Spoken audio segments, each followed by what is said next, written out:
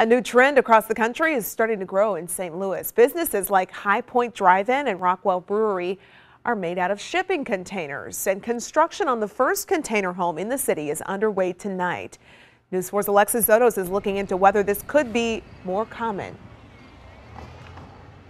Well, Courtney, this lot right behind me has sat vacant for longer than I have been alive, but there's a new owner, and if you look over here, you're going to see the start of a new home that they are building. Now, it's unconventional, but there is a new city policy that is in the works that could pave the way for more types of unconventional new builds across the city.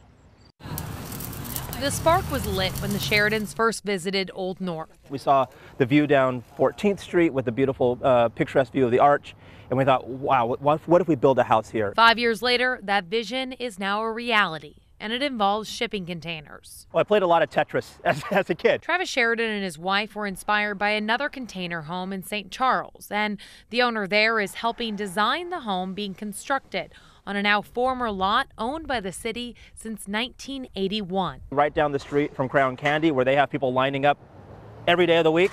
Hopefully they will see this and see that there are people investing in communities like Old North. And with other shipping container structures like High Point Drive-In and Rockwell Brewery, we wanted to know if this type of construction could happen more often in a city known for its historic structures. I think it's very exciting. Dan Krasnoff is the director of the Preservation Board.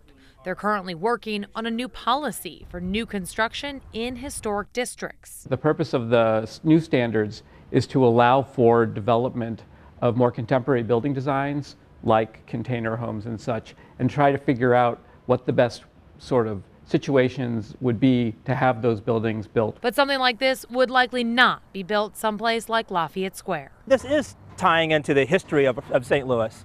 But we can't be anchored in our past, be it a building or bad policy or racism. We can't be anchored in the past if we're going to look to the future. Completion of the 3-bedroom home is slated for December. In Old North, Alexis Zotos, News 4.